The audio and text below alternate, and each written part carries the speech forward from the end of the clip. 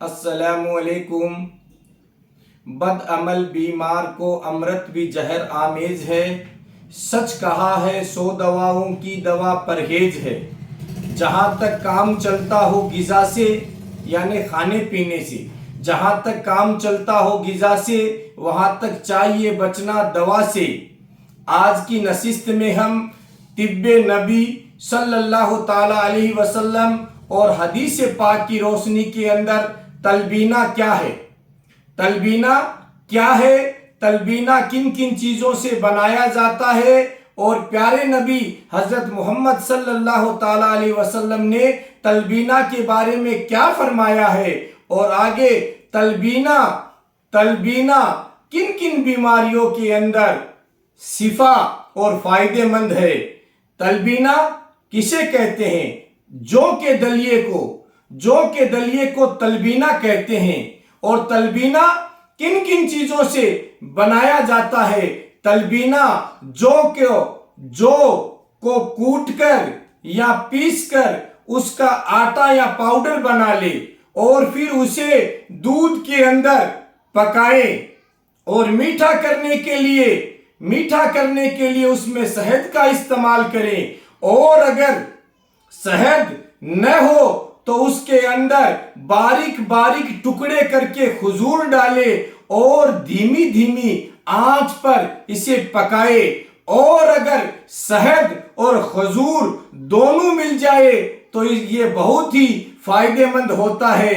आओ हदीस पाक की रोशनी के अंदर तलबीना, प्यारे नबी सल्लल्लाहु ताला अलैहि वसल्लम के घर कोई बीमार होता तो प्यारे नबी सल्लल्लाहु ताला अलैहि वसल्लम ये फरमाते कि तलबीना तैयार कराओ, यानी जौ का दलिया तैयार कराओ। और जौ के दलिया जब तैयार होता प्यारे नबी सल्लल्लाहु ताला अलैहि वसल्लम बीमार को खिलाया करते थे और फरमाते थे कि ये बीमार के दिल से गम को दूर करता है, ये बीमार के दिल से गम को दूर करता है।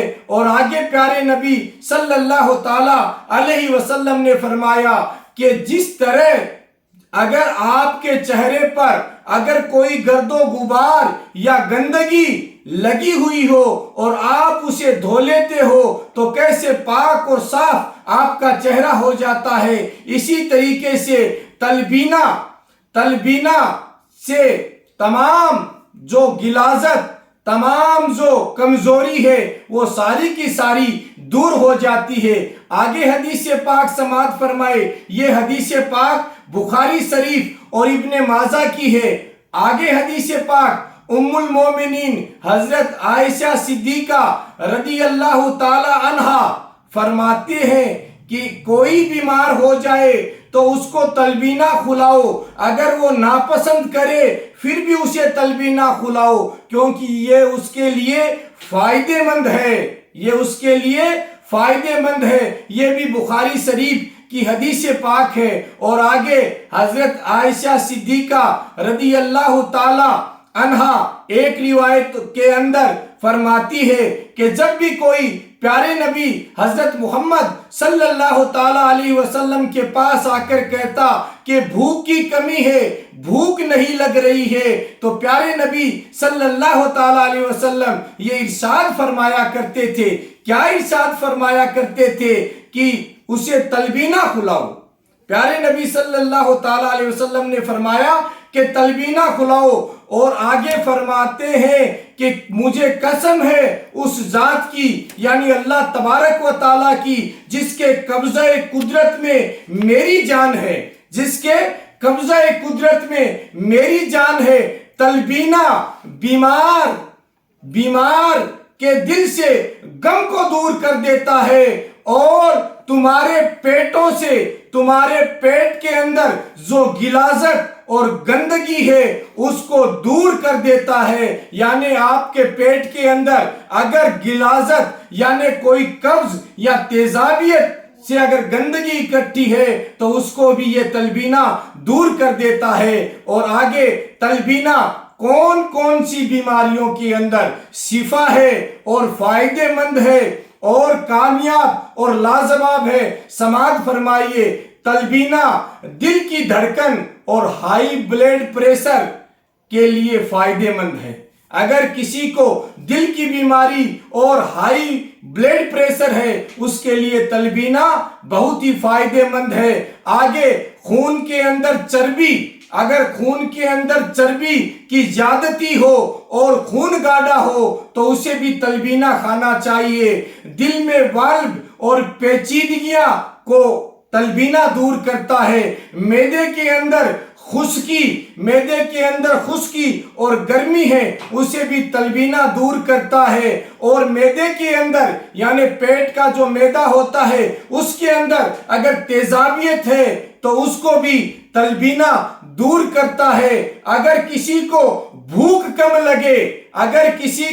بھوک کم لگے تو اس میں بھی تلبینہ بہت ہی فائدہ مند ہے۔ اور بیماری کے بعد شریر کے اندر جو کمزوری آ جاتی ہے اسے بھی تلبینہ دور کر دیتا ہے۔ اور قبض اگر کتنی بھی پرانی اگر قبض ہو تو قبض کو تلبینہ دور کرتا ہے۔ اور جو حاملہ یعنی جو گربھوتی عورتیں ہیں وہ بھی تلبینہ کھائے، ان کے لیے بھی بہت وہ فائدہ مند ہے۔ اور بچوں کے لیے آپ بچوں کو کھلائیے، بچوں کے لیے تلبینہ شاندار ٹونک ہے۔ اور جن کو وسوسے اور دل کی بیماریاں ہیں ان کو بھی تلبینہ کھانا چاہیے۔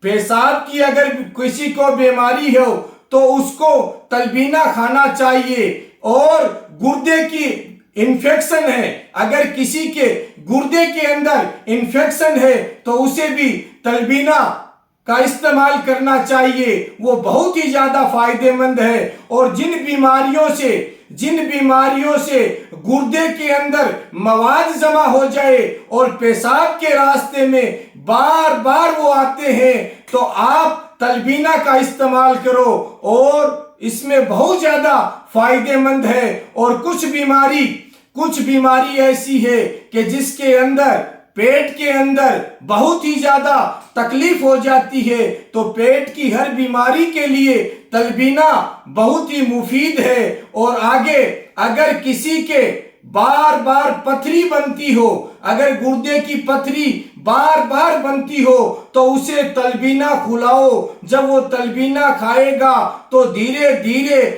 دھیرے کر کے تمام پتھری اس کے شریر سے نکل جائے گی اور پتھری بننے کی رفتار میں بھی کمی ہوگی۔ یہ بہت ساری باتیں، یہ بہت ساری بیماریوں کا علاج تلبینہ کے اندر ہے۔ پیارے نبی صلی اللہ تعالیٰ علیہ وسلم کی حدیث پاک اور طب نبی صلی اللہ تعالیٰ علیہ وسلم میں ان ڈھیر ساری بیماریوں کا علاج تلبینہ بتایا ہے۔